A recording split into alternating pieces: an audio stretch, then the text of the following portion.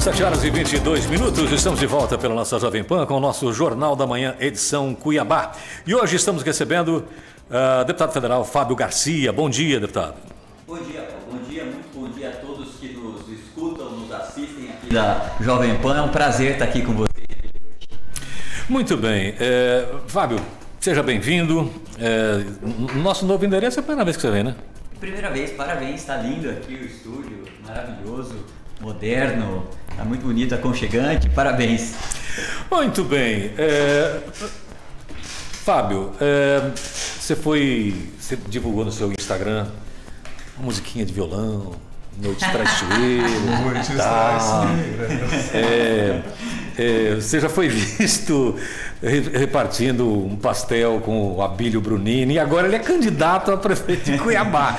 E você já se declarou candidato a prefeito de Cuiabá. Não foi para ele, não? Não, nunca me declarei candidato. Nem para ninguém do partido? Não, nunca me declarei candidato a prefeito. É ou não é pré-candidata? Na verdade, meu nome está à disposição do partido, mas o governador Mauro Mendes já disse que essa discussão será feita o ano que vem e eu concordo com ele.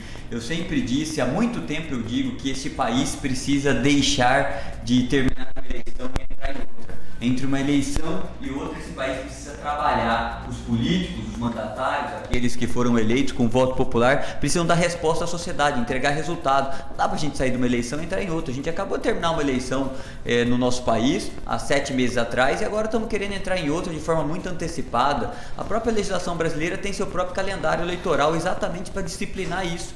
Eu já sou contra um país que tem eleição a cada 2 anos como é o nosso. Quando tive a oportunidade de votar na reforma tributária, na reforma política, votei numa reforma política que premia pelo fim das eleições. Eu votei pelo fim das eleições a cada 5 anos nesse país, e eleição única. Então, um país que trabalharia 4 anos e 1 ano pensaria em eleição. Agora a gente tem um país que tem eleição a cada 2 anos com pouco tempo para trabalhar. Portanto, eu sou contra esse tipo de debate antecipado, portanto não sou candidato a prefeito de Cuiabá nesse momento. Meu nome está à disposição do partido para discutir isso no momento certo, que eu acredito que seja ano que vem. Muito bem, então não é candidato? Neste momento não, nem eu, e acredito que quase ninguém nesse país é candidato a prefeito de forma antecipada. Pré-candidato? Não, na verdade o nome está à disposição. Eu agora estou focado no meu trabalho como deputado federal, que é minha obrigação. Eu fui eleito para poder defender os mato-grossenses nesse momento difícil que vive o Brasil. Soltura de Anderson Torres. Eu acredito que essas prisões que aconteceram com relação ao dia 8 são coisas que a gente precisa olhar com bastante atenção no Brasil. Ninguém é a favor da depredação de patrimônio, da ameaça às instituições, como aconteceram aqueles incidentes no dia 8. Mas mais de 1.000 pessoas ficaram presas. Até hoje não foi explicado ainda o motivo da prisão de todas aquelas pessoas, né? Se elas de fato tiveram participação direta naqueles atos. Pessoas que estavam mobilizadas em Brasília... Pessoas foram soltas. Foram soltas, mas ficaram presas. A prisão não é algo simples. Tem bandido solto. Tem bandido que mata, no dia seguinte é solto. Tem bandido que rouba, no dia seguinte é solto. Tem pessoa que é abordada na rua, você vai para averiguação e fica lá à disposição. As pessoas ficaram lá presas por meses. Talvez algumas porque estavam mobilizadas ali em Brasília, próximo dos quartéis, fazendo uma manifestação pacífica. Portanto, o que a gente espera da Justiça e com a CPMI do dia 8 é que haja um tratamento igualitário e isonômico, que a Justiça se aplique para todos. Aqueles que tiveram participação direta, aqueles que se omitiram, aqueles que financiaram, que sejam penalizados pela lei, independente da sua posição política, independente do partido a qual pertençam. O que a gente não pode ter são 2 pesos e 2 medidas nesse país. A justiça precisa valer para todos. E a PL das fake news? Não chegou a ser votada, mas eu vi um ensaio, né? E deve voltar. Houve uma tentativa de voto da PL 2630, chamada PL da Fake News. É um projeto polêmico porque é uma linha muito tênue entre controle da rede social e fim da liberdade de expressão ou censura prévia. Então, este controle, ele é de fato muito complicado de ser feito, mas o projeto, ele trazia problemas graves para essa tentativa de controle. Vou dar um exemplo. Se criava ali no projeto inicial um órgão que o projeto não dizia como iria ser criado o órgão, quem indicaria os gestores, os diretores, o presidente desse órgão. E esse órgão tinha o poder de censurar. Agora, imagina só, um órgão vinculado a um governo, seja ele do PT ou seja ele de outro partido qualquer, da direita ou da esquerda, tanto faz, vinculado a um governo, cujo presidente podia ser indicado pelo presidente da República, por exemplo, porque o projeto não dizia nada. Portanto, o presidente da República ou um partido político poderia ter ascensão sobre aquele órgão. E aquele órgão tinha o poder o indicado de do Lira, censurar, por exemplo. Né? Outra preocupação que a gente tinha no projeto. Tinha coisas que o projeto obrigava as plataformas automaticamente de censurar, mas eram subjetivas. Se são coisas objetivas, não tem problema. Pornografia, violência, incitação à violência, esse tipo de controle não tem problema nenhum. Agora, colocar no projeto, olha, a plataforma está obrigada a censurar tudo que remete a atos antidemocráticos. A gente tem uma discussão no Brasil hoje muito grande. O que é um ato democrático? Uma manifestação pacífica que não impede o direito de ir e vir de ninguém, onde as pessoas estão lá manifestando a sua opinião, como foi há um tempo atrás no impeachment. Será que hoje é considerado ato antidemocrático nesse país? Então, coisas subjetivas, não pode ser um órgão que tenha que ir lá e tenha toda a condição, autonomia para poder censurar. Mas o projeto pode receber emendas e melhorar de acordo com a visão de quem vai votar. A decisão, eu acho que a primeira é a seguinte: sou favorável a uma regulação nesse país de mentiras e fake news e das big techs, ou não sou favorável. Não tenha dúvida que a internet não pode ser uma terra sem lei. E que as pessoas possam propagar mentiras sem nenhum controle e sem nenhuma penalidade. Portanto, a regulação, ela é importante até para proteger as famílias. Porque hoje, em sendo uma terra sem controle algum, nossos filhos, quando entram numa plataforma dessa, Instagram, Facebook, TikTok, eles podem se deparar com informações muito maléficas para a sua formação como pessoa, né? Entender que violência é alguma coisa simples, que uma criança está portando uma arma é uma coisa simples, que um cidadão está incitando a violência é uma coisa simples. Portanto, ninguém é contra que a internet fique uma terra sem lei, mas a gente não pode cruzar a linha do fim da liberdade de expressão e da censura prévia quando a gente regula as redes sociais. Nesse projeto já excluía os parlamentares dessa legislação, né? Mas a gente não pode advogar em causa própria enquanto parlamentar. Esse não é o ponto principal. Excluir parlamentar, então vamos votar. Não. A gente precisa fazer um projeto que, da mesma forma que ele faça um controle necessário nas redes sociais, mas ele não pode pular a linha e censurar a sociedade brasileira e impor, na verdade, o fim da liberdade de expressão no nosso país. Portanto, esse projeto ele precisa de muitos ajustes. Existem projetos alternativos também na Câmara Federal que foram criados durante esse debate, que são projetos interessantes. Por exemplo, o projeto do deputado federal Mendonça Filho é um projeto a ser estudado para ser votado, que ele traz um certo controle às redes sociais, um certo monitoramento necessário, mas ele não cruza a linha fim da liberdade de expressão e nem da censura no país. Vinícius. Muito bem. Primeiro, bom dia, deputado Fábio Garcia. Bom dia, Vinícius. É sempre um prazer, né, te receber aqui. Seja muito bem-vindo, né, ao nosso novo estúdio, e sempre rende boas entrevistas, né? Costumo dizer que esses são os deputados mais qualificados tecnicamente, né? O senhor e o Emanuelzinho, né? Também é muito preparado, né?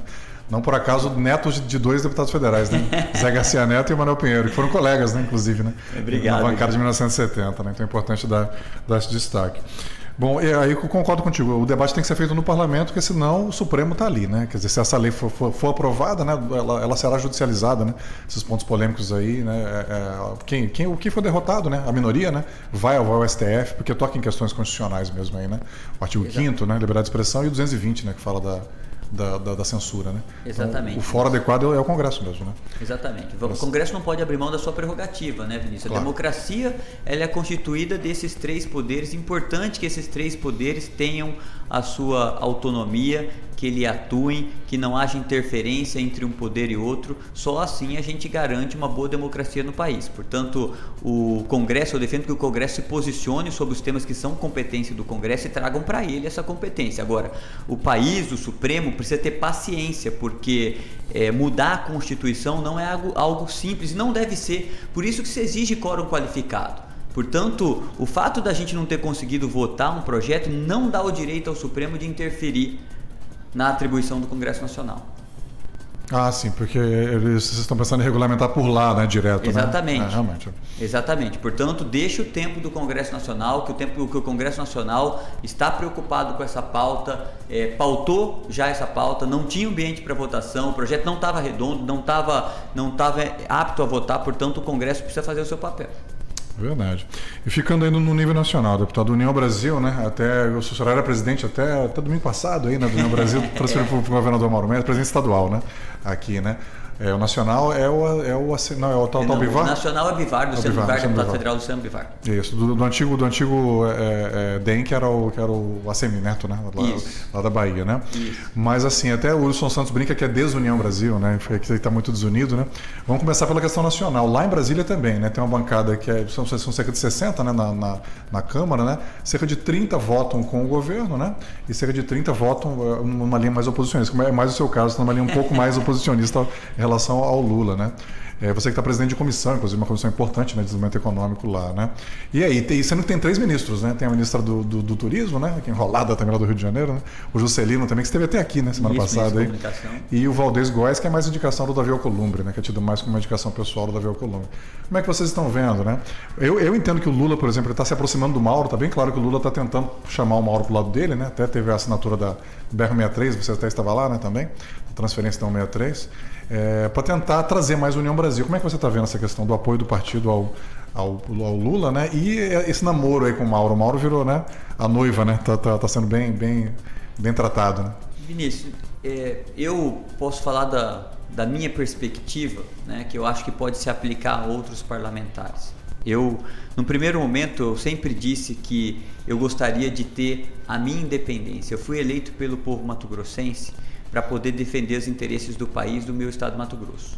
Portanto, sempre disse que estarei pronto para me posicionar de forma muito firme e corajosa contra qualquer retrocesso que queiram impor a este país e ao nosso estado de Mato Grosso. Mas que nunca faria a política do quanto pior, melhor.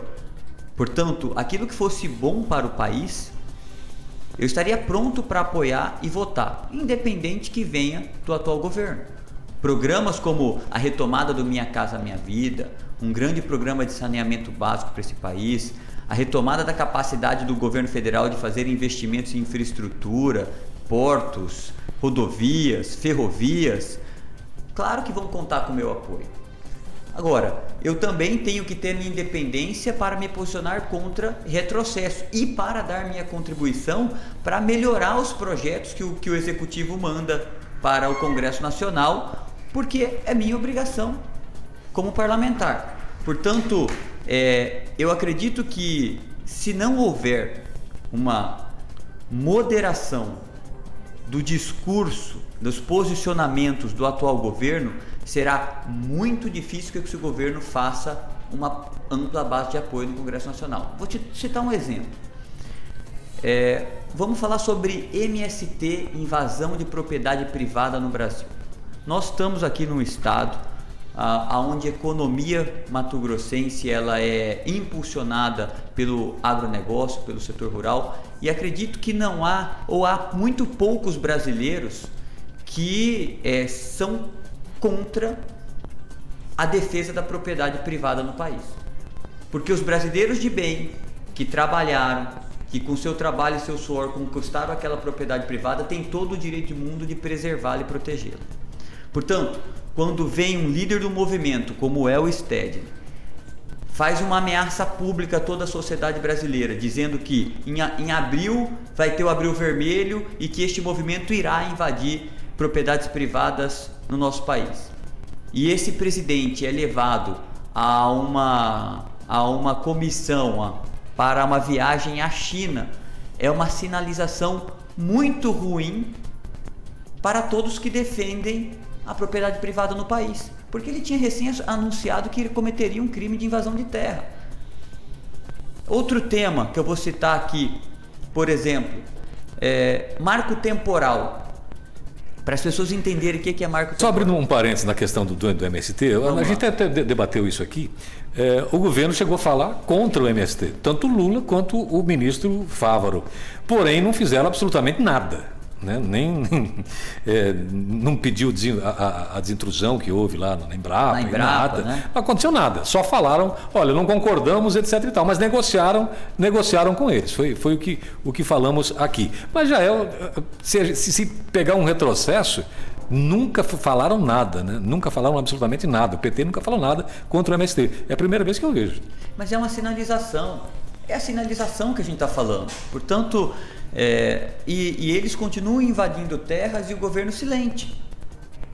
Invadiram na Bahia, tentaram invadir aqui em Mato Grosso, mas os governadores atuaram, alguns governadores estão atuando de forma muito firme. Portanto, é uma sinalização, né? Para pacificar esse país, é preciso que as sinalizações estejam no caminho correto. E nada melhor para pacificar esse país que a gente defenda o que está previsto na lei e na Constituição. Interessa realmente pacificar o país? Essa polarização não interessa aos dois lados? Bom, para as próximas eleições? Porque se tiver em alta essa polarização, vai se decidir entre os dois grupos, não vai ter ninguém de fora para atrapalhar. Pois é, então aí a gente volta àquilo que a gente falou no início. A gente precisa ter um país que deixa de ficar pensando em eleição após a eleição. Se for esse pensamento, na minha cabeça, eu estou pensando, na verdade, que é importante pacificar esse país para que a gente possa aqui recuperar, por exemplo, a capacidade desse país de fazer investimento, para que a gente possa fazer um projeto de desenvolvimento do país que possa diminuir as nossas desigualdades sociais regionais. Queiramos nós ou não, essa é uma triste realidade do Brasil, um país com uma gigantesca desigualdade social ainda. Né? Com pessoas muito, muito ricas e que têm grande patrimônio, mas nós temos uma triste realidade no país, até em Mato Grosso, com menos intensidade, mas em outras regiões, um país ainda com pessoas que vivem na dependência absoluta de um programa social, que não tem nenhuma perspectiva de futuro. E isso se leva também aos seus filhos, né? a outras gerações. Portanto, para que a gente possa criar projetos estruturantes que contribuam com o desenvolvimento social do país, é necessário que a gente possa ter ambiente para votá-los.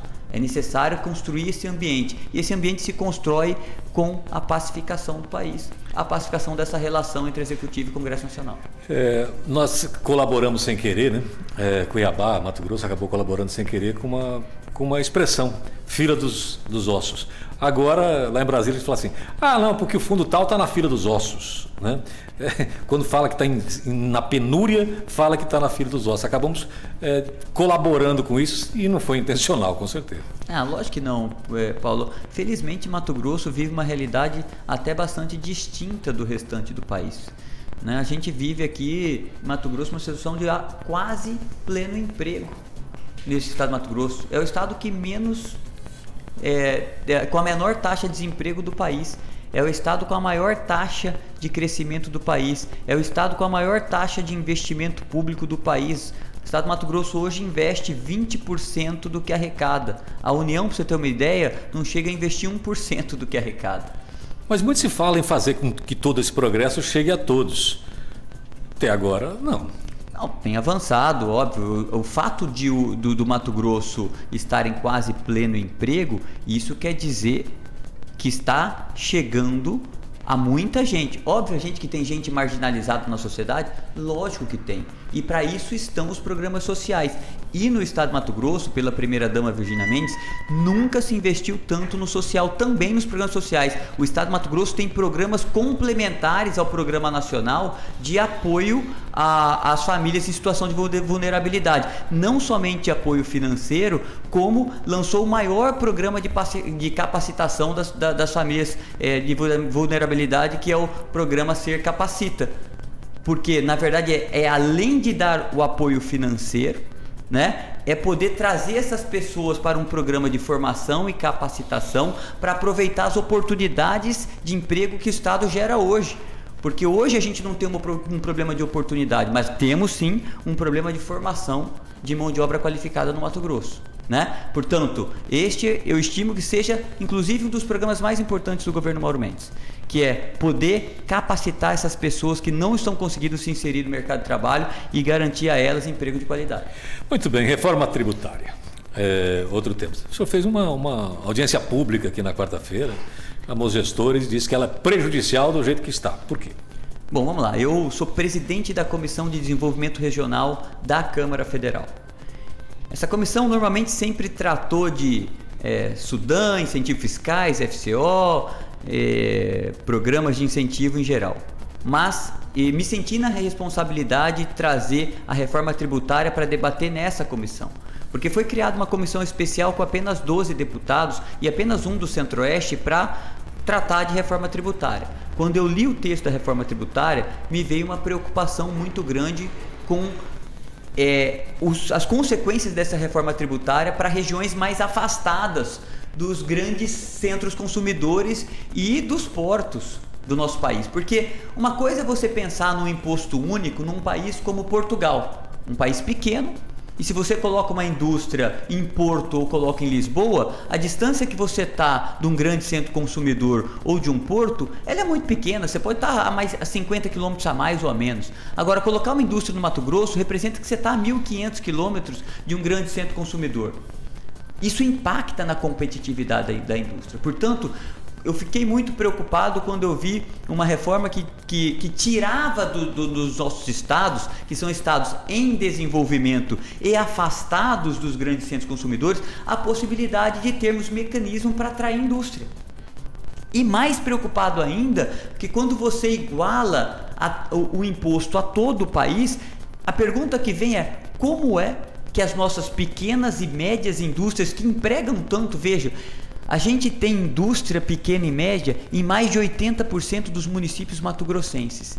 E essas indústrias representam uma geração de emprego importante aos mato-grossenses e emprego de qualidade, porque notadamente a faixa salarial dos empregados da indústria são maiores que, por exemplo, a faixa salarial de outros setores. Portanto, fiquei preocupado de como essas pequenas e médias indústrias aqui do Mato Grosso, que elas são competitivas porque têm algum tipo de incentivo fiscal, com o fim desses incentivos, como elas vão competir com as grandes indústrias localizadas em São Paulo. Como é que a gente vai segurar essas indústrias no Mato Grosso? Vai dar sobrevivência a essas indústrias. Portanto, ninguém é contra aqui a simplificação da reforma tributária. Fazer com que todo esse emaranhado de impostos, tributos no nosso país, ele seja simplificado e unificar esses 5 tributos em um único tributo. Ninguém é contra isso. Agora, nós não podemos esquecer que este país tem desigualdades regionais gigantescas e sociais. E nenhuma reforma nesse país pode esquecer essa realidade do país. Portanto, a gente precisa simplificar, mas a gente precisa manter as condições das regiões mais afastadas, em desenvolvimento, que ainda tem muita infraestrutura a ser realizada. O estado de Mato Grosso é um estado que cresce muito e a cada crescimento, a cada nova fronteira agrícola, vem junto com ela uma demanda gigantesca de investimento. Seja em estrada pavimentada, cada município que cresce aqui no estado de Mato Grosso aumenta a nossa necessidade de atendimento à saúde, à educação. Portanto, nós somos um estado com uma necessidade de investimento gigantesca. Portanto, se a gente é condenado, de repente, a não poder contar com o crescimento da nossa arrecadação, até porque outro problema da reforma tributária é o crescimento da arrecadação do país, ele será direcionado aos grandes mercados consumidores, porque a tributação vai estar lá no consumo. Ela não está mais na origem, não está onde se produz, mas sim aonde se consome. Portanto, a gente pode ter uma perda de arrecadação ou uma participação no crescimento da arrecadação muito diminuída, o que pode comprometer a nossa capacidade de investimento no futuro para atender às necessidades gigantescas que a gente ainda tem nessa região. A gente tem um fundo de desenvolvimento regional que foi criado para tentar diminuir essa carência, que é um montante absolutamente insignificante para a necessidade. São 40 bilhões de reais para todo o país, dos quais 10% apenas são garantidos para os estados em desenvolvimento. Isso são 4 bilhões de reais para todos os estados em desenvolvimento. A gente está falando aqui da região norte do país, a região centro-oeste do país, alguns estados do nordeste do país. Isso é absolutamente insuficiente para a gente poder dar conta da demanda que a gente tem no estado do Mato Grosso. Portanto, a gente não pode deixar de debater nesse tema tão importante que é a reforma tributária, as consequências que pode ter para o nosso estado. Portanto, eu vou defender uma reforma tributária que olhe, que tenha um olhar diferente para as necessidades da região centro-oeste. Por isso que o debate foi importante. Nós chamamos todos os secretários de Fazenda da região centro-oeste. Tiveram lá a secretária de Goiás, o secretário do Mato Grosso do Sul, o nosso secretário Rogério Galo, o secretário extraordinário do Ministério da Fazenda, que trata especificamente da reforma tributária, que é o Bernardo Api, que está fazendo essa discussão e conduzindo essa reforma tributária por parte do governo federal, para a gente discutir isso, e nós vamos fazer um documento único, de consenso, com todos os governadores do Centro-Oeste, para que a gente possa apresentar à Comissão Especial da Reforma Tributária e ao Governo Federal com a nossa posição e as nossas preocupações com relação à reforma tributária. Vinícius. Muito bem, não, a questão do marco temporal, deputado, que você começou a abordar, é interessante, tem até um vídeo teu no teu Instagram com o Arthur Maia, né, que é o relator do lado da Bahia, tá? Em geral, ele é muito preparado também, o Arthur Maia, muito qualificado, né? Em geral, essas buchas, a turma passa para ele a reforma da Previdência, sistemas mais tensos, assim, porque ele é bom de diálogo, ele é bom articulador, né? Vai construindo um consenso, né? E esse é um tema que interessa muito a Mato Grosso pela questão da demarcação de terras indígenas, né? Qual é o teu posicionamento sobre... Porque está no Supremo, né? Tem um julgamento do Supremo. E a questão que o Supremo pautou para o dia 7 de junho, Vinícius, o julgamento de uma questão de demarcação de terra indígena que pode ter repercussão geral no país inteiro, quer dizer, pode afetar essa legislação com relação ao marco temporal no país todo. Qual é o debate para as pessoas entenderem? Existe um entendimento de que a partir da Constituição de 88 não pode haver nesse país a demarcação de novas terras indígenas, somente aquelas que já iniciaram o seu processo de demarcação antes da Constituição de 88. Portanto, quando a gente fala de marco temporal, a gente fala a Constituição de 88 é o marco de divisor de águas, aonde para trás aquelas reservas indígenas criadas para trás que faltavam demarcar têm que ser demarcadas. Para frente não pode haver novas terras indígenas demarcadas. E isso é importante porque a gente precisa trazer algum tipo de segurança jurídica a esse país. O problema, ao meu ver, das comunidades indígenas não é a disponibilidade de terra, mas é fazer como essas comunidades irão se sustentar, né? Irão ter direito, na verdade, a ter uma vida digna. Não é o volume de terra. Nós temos aí comunidades indígenas com um volume de terra gigantesco, absolutamente improdutivas, e as pessoas, né, os indígenas, vivendo com muita dificuldade, né, tendo fome, doenças e com uma terra gigantesca indígena na sua propriedade, o que demonstra que o problema não é a quantidade de terra, mas sim como é que esse país vai fazer com que as comunidades, os povos originários, as comunidades indígenas possam viver com qualidade nesse país, né? Qual é a forma que a gente vai poder fazer isso? Portanto, restabelecer o marco temporal, que é confirmar de que a partir da Constituição não pode haver novas terras indígenas, é questão de segurança jurídica nesse país, porque você não pode ter um proprietário de uma área que hoje não é uma reserva indígena, não tem nenhuma perspectiva de ser, está lá produzindo, investindo naquela área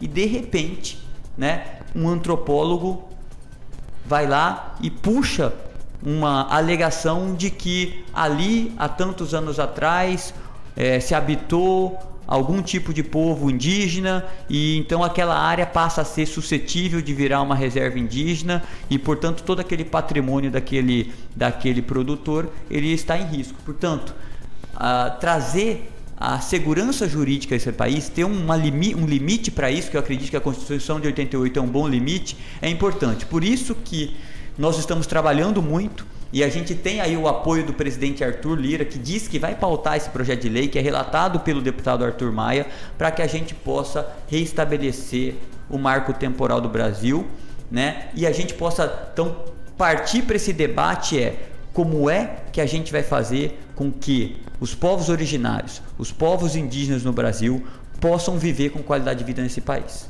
Esse é o debate principal. Não é aumentar a área de propriedade dos povos originários, mas sim definir como é que eles podem viver com qualidade de vida nesse país. Muito bem, 7h53. Quero agradecer aqui ao deputado federal Fábio Garcia. Obrigado pela presença, obrigado pela entrevista. Não vai ter concurso mesmo de beleza entre você e o... Nem de cantor, entre você e o Botelho. Obrigado, não, obrigado, eu que agradeço muito a todos vocês a oportunidade. A gente não teve tempo de falar um pouquinho sobre a intervenção à saúde de Cuiabá, mas é importante citar, Vinícius, que a Câmara Federal constituiu uma comissão para acompanhar a intervenção da saúde pública de Cuiabá. E essa comissão especial, que foi definida pela mesa diretora da Câmara Federal, ela é composta por a imensa maioria dos membros da bancada federal. E a gente tem acompanhado os trabalhos da intervenção, a gente tem visto a melhoria que está acontecendo na saúde pública de Cuiabá, seja com a reposição dos médicos nas unidades básicas de saúde, na atenção secundária. Quando a gente fala de atenção secundária, a gente está falando de policlínica, de UPA, seja na reposição dos medicamentos, remédio, né? Quando a intervenção assumiu, somente 50% dos remédios considerados obrigatórios estavam à disposição nas unidades de saúde de Cuiabá. Hoje você tem uma compra de remédio muito importante feita e disponibilidade de remédio nas unidades básicas de saúde, a retomada das UTI pediátricas, das cirurgias, das UTIs adultas, raio-x nas unidades de pronto atendimento funcionando e o anúncio de chamamento de concurso de mais de 360 profissionais, sendo dos quais quase 140 novos médicos para poder atender a saúde de Cuiabá. Eu fico muito feliz de poder não somente estar contribuindo, mas ver que a gente está trilhando o caminho correto para recuperar a saúde de Cuiabá. Eu sou de família cuiabana, né, Paulo? Todos nós estamos torcendo aqui, deputado, porque a Assembleia, a sua Comissão de Saúde, também está acompanhando Tribunal de Contas. O Tribunal de Contas, está todo mundo acompanhando. A gente está aguardando aqui o momento que realmente o número de pessoas na fila diminua, o tempo na fila diminua, que o número de pessoas penando nos postos de saúde de Cuiabá, isso passe. A gente está aqui justamente nesse sentido. Nós vamos trabalhar para isso. Eu, como cuiabano, neto do Garcia Neto, que foi o primeiro prefeito eleito de Cuiabá. O Emanuel também sobrinho do Rodrigues Palmas. O Emanuel não é neto do Garcia Neto, graças a Deus. Não, mas é de Cuiabano. Aí são famílias distintas, né?